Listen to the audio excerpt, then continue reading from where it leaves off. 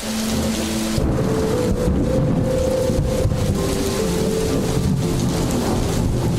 one thing to talk about your destiny.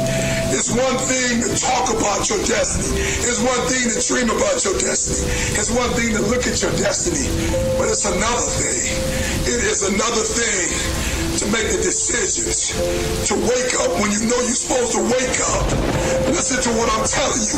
To write when you don't feel like writing that paper. To say no to that party that you know is not going to help you to make your dreams become a reality. Listen to me. No to sleep when you should be working out. Saying no to quitting when you still got 100 more shots to make.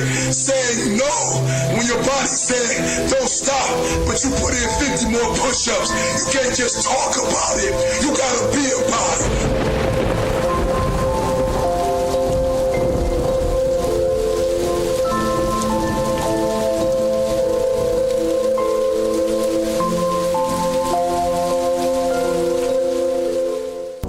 I'm asking you when you go out there from now on, I'm asking you to stop just trying to do what they tell you to do. If coach tell you, Michael Jordan, first always, they said Mike was always the first one, the last one. Jerry Rice was always the first one, the last one. I'm telling you, don't get from the C thing. And I dare you for one time in your career, I dare you to exhaust yourself. I dare you to leave every single thing on the field, one season, everything, walk off exhausted. Like Mike when he got 45 with the flu. He had the flu. Like for real, let's be honest. One of your players got the flu and they tell you I got the flu, I can't play. You're like, cool, I understand. We'll catch you next game. Mike was like, I got this, don't worry about it. But Mike, you got the flu. My flu is still better than your normal game, all right? Whatever your little game is, my flu gonna outdo your game, so I'm gonna play. Now the big story here tonight concerning Michael Jordan's physical conditions. He is suffering from flu-like symptoms. His status is uncertain. The bad news for the Bulls, the stomach virus that has hit Michael Jordan, and they wonder just how much, how long, and how hard he'll be able to go. Demanded the ball. Back Michael. Open three. Yes! They lead it. 38 points for the Kings. Stuck a dagger at him with a three. Yes! A courageous, classic performance by the flu-ridden Michael Jordan. Propelled by their victory, the Bulls would go on to win the championship in Game 6, and Michael Jordan had added perhaps the most amazing chapter to his playoff legend. It's all about desire. You just got to come out here and do what you got to do. We wanted it real bad, you know, and me as a leader, I had to come out and do my best. Somehow I found the energy, just stay strong. I wanted it really bad. I dare you to show up. Listen to me, I dare you to just say, you know what? I'm not gonna save nothing this year. I ain't gonna save nothing. This year, I'm everything I got, coach getting everything. Everything. Whatever they ask me to do, I'm doing that beyond. I'm leaving. When I leave this year, I ain't gonna have nothing left. And why do I say that? I'm a runner. I run long distance. Some days when I run, man, I go 6, 7, but when I finish, I'm not breathing hard. Raise your hand if you know what I'm talking about. I just finished doing 6 miles, but I'm not breathing hard. Raise your hand. You know exactly what I'm talking about. No, raise your hand if you've ever experienced it. You've done what you're supposed to do, but at the end of the day, you're not really breathing real hard. Raise your hand. Mm-hmm. You put the workout in. You did exactly what you're supposed to do. You did your exercise, you did your reps, but you good. And tell me if you know a time when you ran so hard, you worked so hard, that you felt your chest. After you finished, you felt your heart beating. Right? You ever worked so hard, you felt that blood, like you could taste blood, you worked so hard. Right? You sweating, and you knew when you finished, you had to sit down and get you something to drink because you knew you didn't have no more to give. Raise your hand if you had that experience too. I dare you. How many more games left? 130-something. 130-something games left? Okay, that's how many we got left, 130. Can I get the exact number? 120. 120. Let me tell you, you ought to know exactly which games. You better be marking them off, counting them down like you in jail. You ask a guy in jail how many days he got left, trust me, he ain't gonna say, well, I'm not 100% sure. You ask a dude in jail, how many days you got left? 121 and a half a day. 2 hours left. My man counting them down.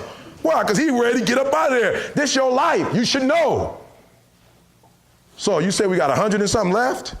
This is what I'm asking you to do. However many you have left, I dare you That second feeling when you giving everything you got and you ain't got no more, I dare you to give that every single game. Never gonna stop me, baby. You can't stop me now. You can't stop me. No, you can't stop me now. You can't stop me. You can't stop me now. You can't stop me. You can't stop me, baby. You can't stop me now. You can't stop me. No, you can't stop me. Nothing you stop me. You can't stop me now. You can't stop me. You can't stop me. Yo. I feel so close to you right now. It's a force field.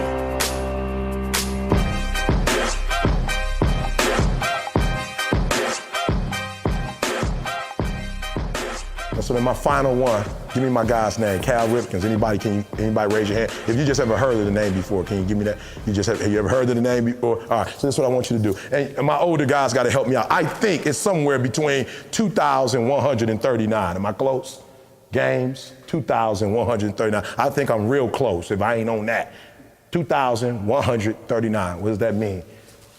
He showed up. He showed up and played how many games? 2,139 games. He showed up. You better catch that. He was considered one of the best in the game because he did what? He showed up. Now, I'm here to tell you, if you show up to that many games, and that's the beautiful thing about this sport, you gotta grind. This ain't football, baby. Football, you get Sunday, I'll see you next Sunday. This is every single day, and sometimes they ask you to do two, right? This is a whole nother level. You gotta grind. He came every day and grind. Now watch me, when you come up on a regular basis and you playing, you got a life. This stuff happens. I know some stuff happened when my man, somebody in his family died. I'm sure him and his wife had some challenges. Son got sick, right? I'm sure it was a lot that happened in those 2,139 games. Was there ever a time, maybe you weren't hurt, but it's late in the season maybe, your team is out of the pennant race, it's a day game after a night game on the road, for whatever reason you didn't sleep the night before, aches and pains, you come to the ballpark tired and you say, you know what, I just don't feel like playing baseball today? There were a lot of those moments that you thought of, wouldn't it be nice that I wouldn't have to play today? And then there's sort of a guilt feeling that starts to come over that you were doing something wrong. And then you push it a little bit further and say, let's see what happens. And normally when you say, let's see what happens, let's go out, something good would happen. And that's what I associated. When you felt the worst, I always associated that good things were on the horizon. Mm-hmm. And by and large, they happened that way. So I thought it was a good indication that the worst I felt, that I was going to have a good game. And a lot of times I did. But he showed up. He did what? Showed up. Oh, y'all got to talk to me. He did what? Showed up. He showed up to every single game.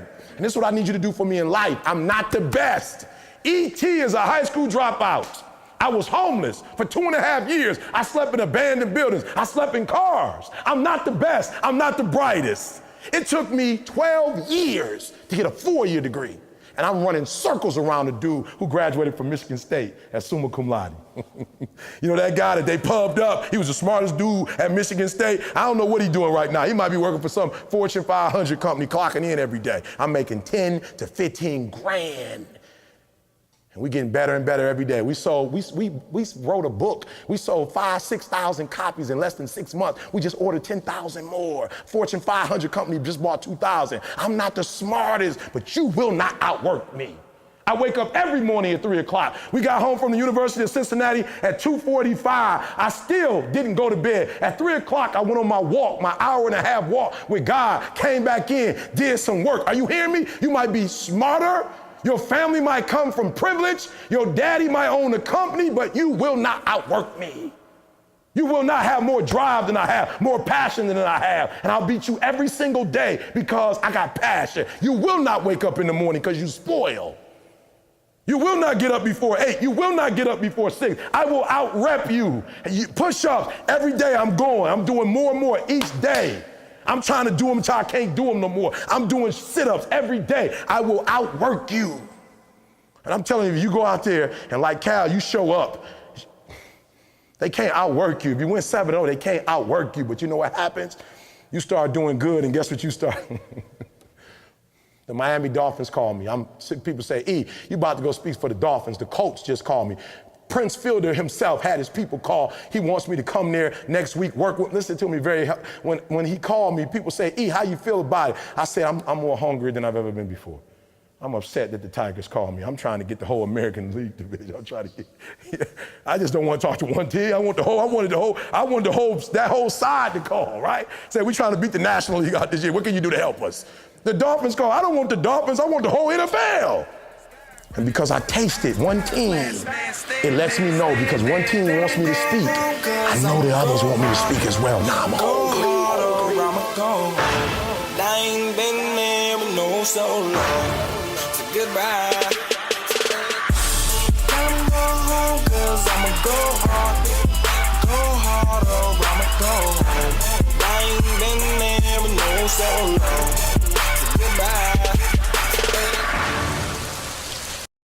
Work. Okay, I ain't gonna say the whole thing, but the guy, the dude that is responsible, Mr. White, for Michael Jordan's brand, he told me, Eric Thomas, listen to me very closely, son. It's not possible, it's past possible. He said, listen, you gotta stop telling people you wrote a book and you gotta start saying you're an author. It's a different mindset. It's a different mindset. He said, if you say you wrote a book, that could be it. But if you say you're an author, it means you write books for a living. That's what you do. And you got about 4 or 5 more books in you easy.